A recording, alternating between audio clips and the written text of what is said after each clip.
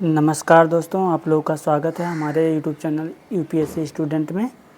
हम आज बात करेंगे कि हम यूपीएससी की तैयारी में आने से पहले जब हम कुछ अपने मन में सोचते हैं कि हम तैयारी कैसे करेंगे, हमारा क्या होगा, हमारी लाइफ कहाँ जाएगी, तो आज हम आपको उसके बारे में पूरी जानकारी देंगे। आप लोग जो है पूरा वीडियो देखिएगा तो आपको समझ में आएगा कि हमें स्टार्ट कैसे करना है, यूपीएससी की जर्नी को अपने आगे कैसे बढ़ाना है। और हम यूपीएससी की तैयारी करने से पहले जो अपने मन में डर और भय है कि हमारा क्या क्या सब्जेक्ट पढ़ें, कैसे पढ़ें, क्या सिलेबस होगा, तो आज हम उसके बारे में आपको बताएंगे। आप लोग वीडियो में बने रहिएगा और वीडियो पर अगर नए हो चैनल पे तो चैनल को सब्सक्राइब कर लीजिएगा और हम आपको ऐसी अच्छी जानकारी देंगे। तो सबसे पहले मैं आपको बता दूं, जब आप कोई भी लड़का कोई भी लड़की यूपीएससी की तैयारी के बारे में सोचता है तो वो सबसे पहले जो है वो सोचता है कि हम मतलब आईएएस नाम तो सुना रहता है कि क्योंकि पावर और रुतबा देखता है कि मतलब एक वीडियो जैसे यूट्यूब में रील में देख लिया कि गाड़ी आती है, सैकड़ों गाड़ी, उसके पीछे कई 20-25 गाड़ी लगी हुई होती हैं, आईएएस निकलता है और दरवाज़ा पुलिस वाले खोलते हैं और सल्यूट मारते हैं। ये सब मतलब देखने में तो अच्छा लगता है, लेकिन इसकी वैसे जिम्मेवारी भी होती है। सभी लोग कमेंट करके ये भी बता सकते हैं आप लोग कि आप आईएएस क्यों बनना चाहते हैं। सबसे पहला प्रश्न कि आपके दिमाग में ये होना चाहिए कि आप आईएएस बनना क्यों चाहते हैं। तो बहुत लोगों को तो ये है कि मतलब मैं आईएएस बनूंगा या और कुछ करूंगा, लेकिन उन्हें इसके बारे में नहीं पता कि हम आईएएस वो बनना क्यों चाहते हैं। जैसे कि कुछ लोग रुपए के लिए, रिश्वतखोरी के लिए। एक लड़का था, मेरे सर बता रहे थे, इकोनॉमी वाले मेरे सर बता रहे थे, रामेश्वर सर, कि एक लड़का था, वो पूछा कि मतलब सर बोले कि जो है अगर आप आईएएस की तैयारी कर रहे हो तो मतलब आईएएस किस लिए बनना चाहते हो, कोई घुसखोरी करना है या बड़े बड़े क्राइम करने हैं या किसी से बदला लेना है। तो उसके दिमाग में पहले से था कि जो मेरे को बदला लेना है और मतलब एक्स्ट्रा कमाई करनी है खूब। तो बहुत लोग देखो, क्योंकि बड़ी बड़ी एजेंसियां होती हैं, कई आईएएस धर पकड़े जाते हैं और ज़्यादा दिन बड़ा मतलब कार्यकाल भी थोड़ा लंबा होता है, लेकिन ज़्यादा दिन आप बच नहीं पाओगे, क्योंकि आपके ऊपर भी सीबीआई, ईडी, बहुत सारे डिपार्टमेंट जब लग जाते हैं, क्योंकि लग जाते हैं क्या, लगे रहते हैं, उसमें होता है सबका इन्वेस्टिगेशन होता है। तो आप लोग सबसे पहले अपना पर्पज़ अपने माइंड में अपने ये सोचिए कि मुझे आईएएस बनना है देश को विकसित करने के लिए और अपने जो आसपास के लोग हैं उनकी मदद करने के लिए, वहाँ का वायुमंडल चेंज करने के लिए, कि वहाँ पे एक मतलब स्थिरता बन सके, एक अच्छा वातावरण बन सके, ताकि वहाँ पे लोग अच्छे से रह सकें। मेरा तो मैं आईएएस क्यों बनना चाहता हूँ, मैंने तो जैसे कि मैंने देखा है अपने गांव में, मैं ये सोचता हूँ कि मेरे गांव में जो प्रधान हैं और जो भ्रष्ट हैं, अधिकारी हैं, बहुत सारे रिश्वतखोरी करते हैं और काम ढंग से नहीं करते। कोई गरीब व्यक्ति का थाने पे चला जाए, उससे रिश्वत ले लेते हैं, बड़े से रिश्वत ले लेते हैं, उसको ले जाके बंद कर देते हैं। और मैं अस्पतालों में मैं गया था तो वहाँ पे भी देखा था मैंने, जैसे डॉक्टर लेट आते हैं, कब आ रहे हैं, कब जा रहे हैं, उनका कोई टाइमिंग का पता नहीं। वो पहले अपना प्राइवेट क्लिनिक देखते हैं फिर यहाँ आते हैं। तो मैं ऐसे लिखेंगे नहीं, लेकिन मैं आपको मतलब एक ऐसे बता रहा हूँ, मतलब ऐसी घटनाएं होती हैं। तो इन सब का देख करके ना मेरा मन बदल गया था कि मेरे को अगर बनना चाहिए सिस्टम में, अगर मैं आया तो ये सारी चीज़ें मैं ज़रूर चेंज करूँगा। जैसे पहले के समय में डिप्टी साहब आते थे, जब मैं प्राइमरी विद्यालय में पढ़ता था, तो आते थे डिप्टी साहब और हम लोग को जो है चेकिंग करते थे। कि तो मास्टर क्या करते थे, जो टीचर होते थे स्कूल के, वो ना जो बच्चे पढ़ने में ठीक होते उनको आगे में और बीच में बैठाते थे। एक दो तीन को आगे बैठा दिए, बीच में 2-3 बैठा दिए, ताकि और 1-2 पीछे बैठाते थे। तो जब डिप्टी साहब पूछने वाले होते थे कि भैया आप खड़े हो जाओ, तो मतलब बोलते थे बेटा तुम खड़े हो।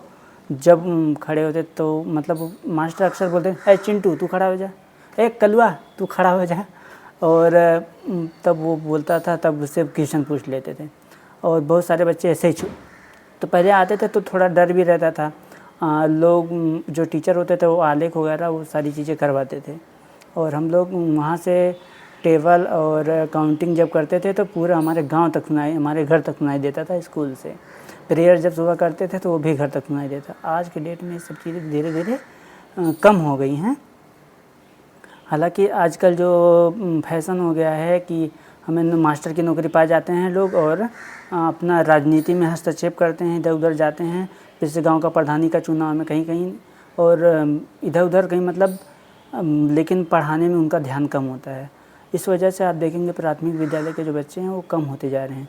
तो ये भी हमारे दिमाग में था कि मैं अपने स्कूल का जो जहाँ पे मैं पढ़ा हूँ आज वहाँ की स्थिति बहुत बदतर होती चली जा रही है, क्योंकि बच्चे उसमें कम होते जा रहे हैं और टीचर जो है ढंग से पढ़ाते नहीं हैं। तो ये भी हमारे दिमाग में है। और उसके बाद मैंने ये सोचा था, जो हमारे गांव में सड़क है, नाली है, प्रधान है, वो सब, जैसे कि अभी देखिए आप, हमारे जैसे आप सबके गांव में जो प्रधान है, अगर कोई कुछ गलत कर रहा है तो बहुत कम लोग होते हैं जो उनके खिलाफ। अगर आपके द्वार से ना आपके सामने से ही नाली बना के ले जाएगा प्रधान, तो कोई अगर वो वहाँ पे कच्चा मसाला लगा देगा कि सीमेंट कम डालेगा और रेता ज़्यादा करके मसाला लगाएगा, तब भी कोई बोलने वाला नहीं, क्योंकि तुम्हारे सामने भ्रष्टाचार कर रहा है तब भी नहीं बोलने वाले हो। क्योंकि ये सोचते हैं लोग कि हमारे गांव का, हमारे बगल का हमारा रिश्ता खराब है। रिश्ता ऐसी जगह से जहाँ पे भ्रष्ट देखो वहाँ तुरंत बोलो, ये मैं जानता हूँ और मैं बोल देता हूँ, मैं पीछे हटता नहीं हूँ इस मामले में। तो मुझे बस थोड़ी सी ये होती है कि हाथ में कुछ थोड़ा सा पावर रहेगा, कुछ वो रहेगा, तो हम इसको अच्छे से इम्प्लीमेंट करवाएंगे। जो गवर्नमेंट की जो भी योजनाएं हैं उसे अच्छे से ज़मीनी स्तर तक मैं पूरा मतलब पहुंचाने की कोशिश करूंगा। ये भी मेरे दिमाग में हमेशा रहता है, क्योंकि अभी मैं राशन की दुकान पे जाता हूँ तो जो कोटेदार होते हैं, ये सब होते हैं, ये सब भी मतलब बहुत सारे राशन खा जाते हैं। मतलब एक व्यक्ति के ऊपर अगर 5 किलो है तो 4 किलो देंगे, 3 किलो देंगे, और कुछ केजी से उसमें कुछ केजी काट लेते हैं। उसमें गांव के भाषा में किलो कहते हैं, लेकिन किलो भी ऐसे भी चलता है, लेकिन केजी किलोग्राम होता है ना। तो दोस्तों, ये सब चीज़ें सोचकर मैं जो है यूपीएससी की तैयारी में आया था, और अच्छी तैयारी हमारी अभी चल रही है। क्योंकि आप ये हमेशा ध्यान में रखिएगा कि जैसे कि आप देखिए, जब गांव में लोग घर बनवाते हैं, छोटा मोटा घर तो ऐसे यूँ ही खड़ा हो जाता है। मतलब वनडे एग्ज़ाम, जैसे पुलिस का एग्ज़ाम, वो सब एग्ज़ाम आप जल्दी से मतलब कर, लेकिन गांव के बगल जैसे घर में आपके गांव में आपके बगल में कोई जान गया कि आप यूपीएससी की तैयारी कर रहे हो, भैया कब तक निकलेगा, भैया कब तक निकलेगा। लेकिन उनको ये नहीं पता कि जो छोटे मोटे मकान बनते हैं, जो झुग्गी झोपड़ी बनते हैं, वो जल्दी तैयार हो जाते हैं। लेकिन जब एक कोठी बनती है, लेकिन जब एक पैलेस महल बनता है तो उसमें टाइम तो लगेगा ही। तो कम से कम यूपीएससी की तैयारी में 2 से 3 साल, अगर आप मतलब बहुत दिन से, अगर शुरू से आप पढ़ाई अच्छे से नहीं किए तब, और अगर शुरू से आपका बेस मजबूत है तो आपका जल्दी भी हो जाएगा। ऐसा बिल्डर भी होते हैं जो रातों रात मकान खड़ा कर देते हैं। अच्छा, तो ऐसा भी हो सकता है, लेकिन ज़्यादातर जैसे कि आप अब मैं जो है लगभग 3-4-5 साल पढ़ाई छोड़ दिया था, उसके बाद फिर मैं स्टार्ट किया हूँ, तो मेरे में थोड़ा टाइम लगेगा। लेकिन आप लोगों में सबसे पहले मैं ये प्रेफर करना चाहूँगा, मेरा पहली बार जब पीटी दिया था मैं, मेरा पीटी निकला भी था, तो उस समय जो है पहली बार में और दूसरी अब की बार में मेरा प्रीलिम्स नहीं हुआ, लेकिन अब की बार फिर से दूंगा, तो हो सकता है हो जाए। वो तो अपने मेहनत के ऊपर है, जैसा कर्म करेंगे वैसा होगा। लेकिन मैं बहुत सारे टॉपर्स, और यहाँ मुखर्जी नगर में रहने के कारण मैं बहुत सारे टॉपर्स और बहुत लोगों से मिल चुका हूँ।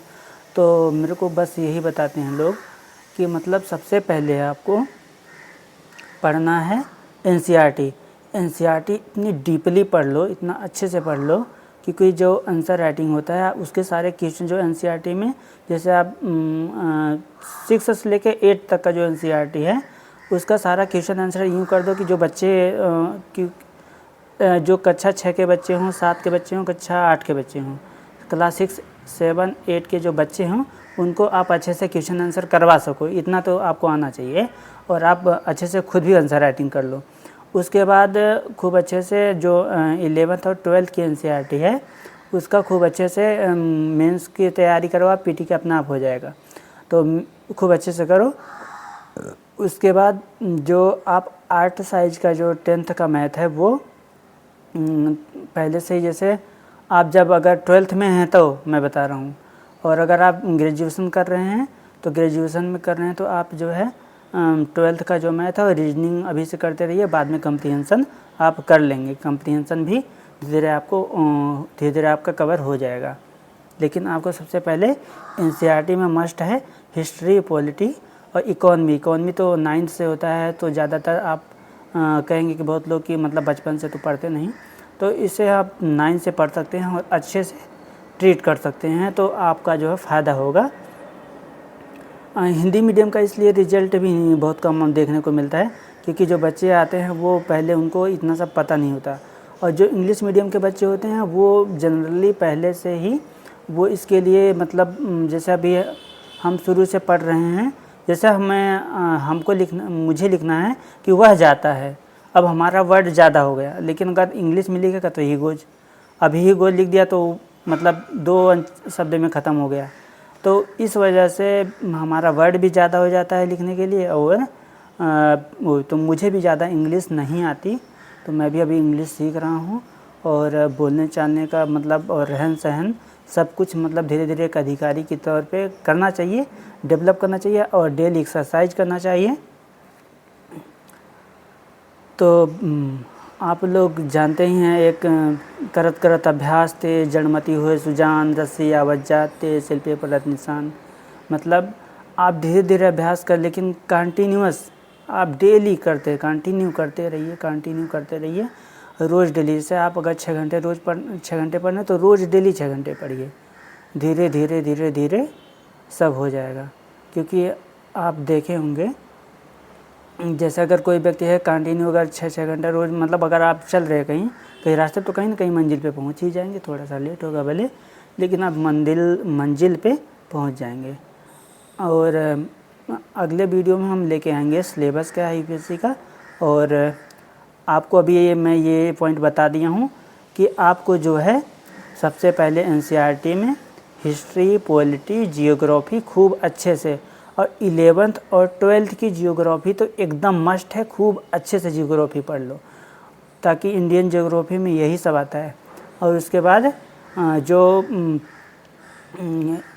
उसके बाद जो पॉलिटी है 11th की उसे भी खूब अच्छे से पढ़ लो।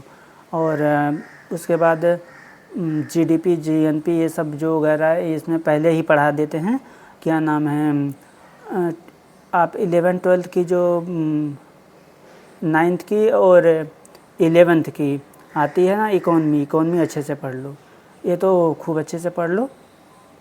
और आर्ट एंड कल्चर तो आप धीरे जब हिस्ट्री आप पढ़ेंगे, सिंधु घाटी सभ्यता और भारत की सबसे पुरानी सबसे पहली सभ्यता जो है सिंधु घाटी सभ्यता, और पहली बार हमको शहरीकरण देखने को कब मिला था, मौर्यन एम्पायर 16 महाजनपद जब आया था तब। तो हम अगले वीडियो में बताएंगे कि ये मतलब सिलेबस और सारी चीज़ें। धन्यवाद दोस्तों।